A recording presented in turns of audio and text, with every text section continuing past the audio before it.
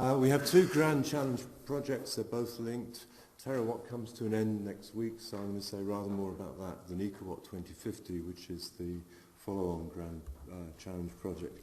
TERAWATT really responded to questions posed by the regulatory authority, by Marine Scotland Science.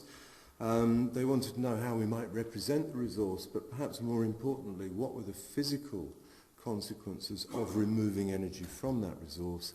What were the ecological consequences of removing energy as well? And perhaps most importantly, what they were interested in was the methodologies we might use to be able to determine answers to these questions.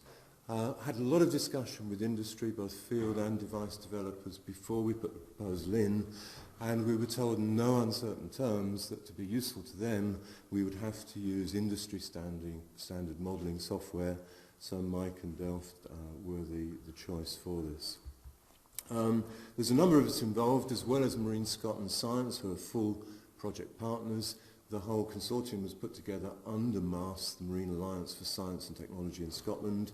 So there's ourselves, Heriot-Watt Edinburgh, Highlands and Islands, which is both SAMS in Oban and Lewis Castle College in Lewis. Glasgow originally, but Hushin is now moved to Swansea, Strathclyde. And we have a steering group as well with a number of industry people represented on that. And an annual workshop where we've had not only industry people but also software developers for Mike and Delft playing a part. It's organised in 4 work streams. The first led by the regulator itself, Marine Scotland Science, the number of tasks there. Then wave and tidal modelling in work stream 2, which is principally Edinburgh and ourselves. Work stream 3, looking at sedimentary modelling, both sediment transport and suspended sediments, that's Strathclyde and now Swansea, and then work stream 4, ecological modelling, which is ourselves. So without dwelling too much on this, the key thing here from our point of view is the methods toolbox. We are illustrating the use of these methods, but it's really the methods we're using that's the major output from the work. So workstream 1, a number of roles here for Marine Scotland Science. They've made available to us now a huge amount of data. Most of this is publicly available and can be used. Some of it still requires license. They've had a responsibility as well for producing realistic array scenarios which we would use in the work. Alongside this, we're also involved in the BRAM project. I mentioned this, it's not really part of TERAWATT, but it does provide, this is a radar project between Orkney and Shetland. It does provide a lot of data for anyone who's interested in calibrating and validating models. So from Marine Scotland we have an excellent 20-metre resolution gridded bathymetry for the whole of the Scottish Shelf. I'm just showing part here, and I want to draw your attention to the Sandy Riddle, to an area of sand waves, and I'm sure you all know in this audience where the inner sound is. In terms of the array scenarios, these have been built up from the licence applications made to Marine Scotland Science under the Round 1 Crown Estate licensing. These aren't, of course, what we might actually expect now to happen. There have been a number of changes, but we've considered or continue to consider these to be realistic array scenarios. Work at Edinburgh on the North Atlantic wave model, which drives the wave model for the smaller areas that we're interested in, and validation there, you see that's being done by Venki and various postdocs at Edinburgh University. The incorporation of wave energy extraction, and here Marine Scotland Science hosted with MASS a special industry workshop where we discussed with device and field developers generic devices that we could use in the modelling. So we have a single generic tidal device and a number of generic wave energy devices. So here you see the effects of removal of wave energy off the west coast of Orkney, the Brock Head development there. For the flow modelling, again this just shows some of the validation calibration done in Mike. That's the Mike model running there. I was told I got a text from Venki urgently the other night not to mention bottom friction in case a certain person was in the audience. I know it's not, so I may take the risk. I mean, when you've got good bathymetry, you can see very easily that the bottom friction in these regional models should be changed. It should vary spatially to represent what's happening in the real world. But in all these models, we use mostly a single parameter for bottom friction. I won't say any more than that, I think, at this stage. This is then showing the inner sound with the array, 400 turbines. This is the realistic array produced by Marine Scotland. And at the bottom you see the comparison between the Delft and Mike models. In fact, the differences there are pretty much explainable by the way each model parameterizes energy extraction. So we've done some comparisons like for like, but here trying to use the best way of incorporating energy extraction in each of these. So that's a run over a month. You can see the difference. We've also been very lucky to get support from Scott Renewables in the form of them making available to us their CFD model of the site they're interested in, which is in Lashy Sound. And here you can see a comparison between the CFX model on the right-hand side and our Mike model on the left. And we will look at this in a sort of fixed number of layers as well, taking a transect through. You can see a certain amount of similarities. And I'm delighted to be able to say some of this work and also the work we're doing on how you adjust for mesh resolution within the Mike model is being carried on by a student who's supported now for a PhD looking at this in more detail. Workstream 3 on suspended sediments. I've reported on this before, so I won't say much more about this, but we have some very valuable data from the Murray Firth, which has measured sediments, suspended sediments over a long period of time. You can see the effects here of river discharge, of severe storms, but you can also see quite clearly the tidal influences as well. Quite a lot of modelling done on this. We think with the general additive model, something like 92% of the variability in this data can be explained. So we have a method for incorporating this within Mike models, but the difficulty we have in illustrating that is this sheer sparsity of data on suspended solids in the Pentland Firth area itself. So at Strathclyde, David McKee and Mike Heath are both looking now at the use of possible satellite data. They've developed some techniques for examining surface suspended solids from satellite data.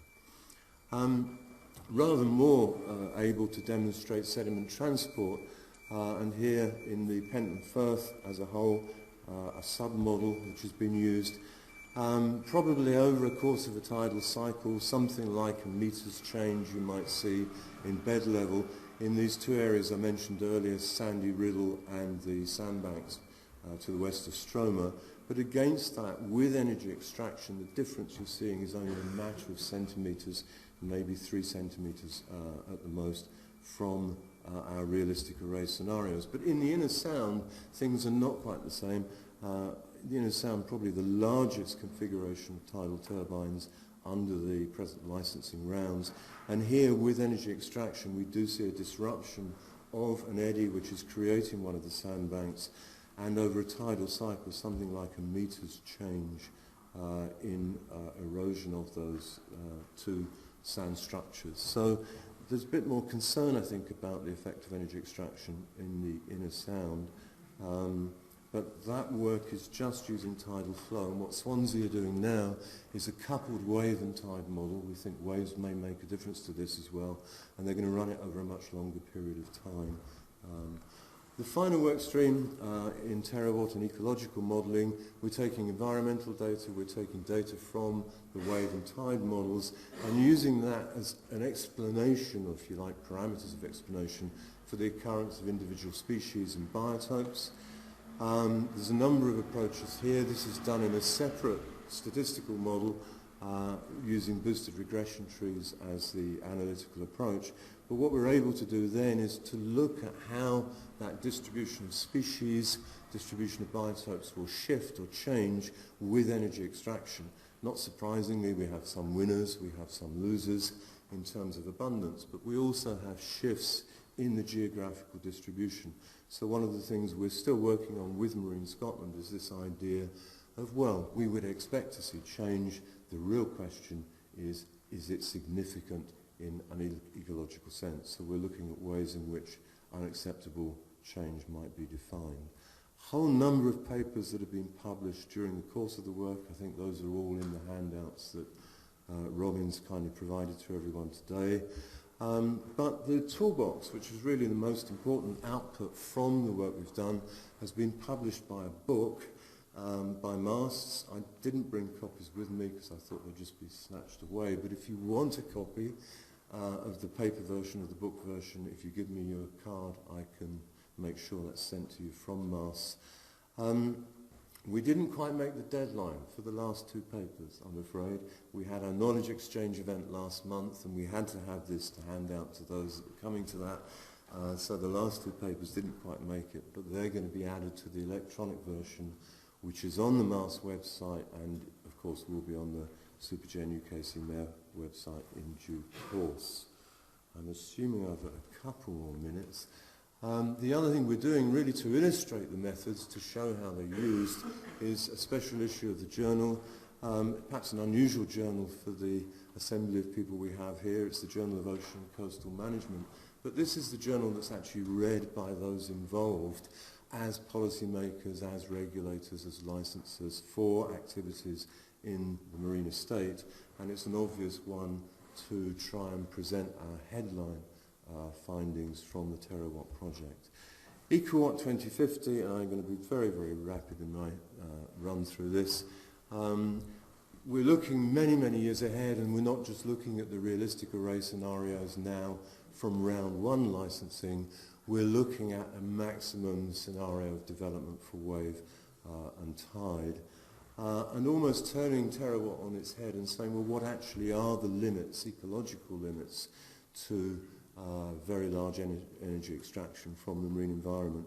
And of course, looking that far ahead, we're expecting huge changes anyway in the marine environment over these timescales, principally from climate change. So one of the elements of this that we've had to add within the consortium is that knowledge of climate change prediction during that. In terms of Marine Scotland's involvement and the discussions I have with them, I guess the simple way of expressing EcoWatt 2050 is how can marine planning and policy maximise the potential marine renewables extraction while minimising environmental impacts and ensuring these meet the requirements of European law. We've also adopted a new model. Marine Scotland Science, in fact, have adopted FVCOM for the whole of the Scottish Shelf, not just for marine renewables modelling, but for a number of other things as well. We have two new partners, University of Aberdeen joining the TERAWATT consortium, and we also have the National Oceanographic Centre in Liverpool. So we're using a coupled model that NOCL have produced, which enables us to look much more closely, I guess, at ecosystem processes in the pelagic environment rather than just the benthic one.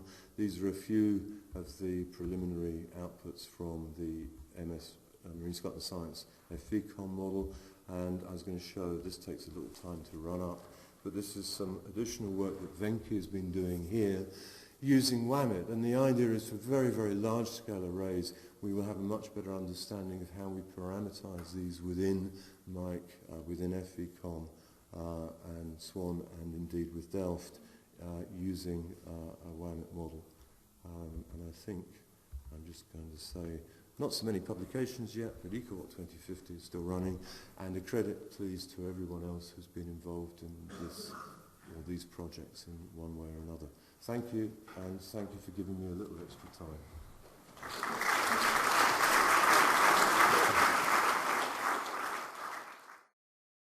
This production is brought to you by the University of Edinburgh.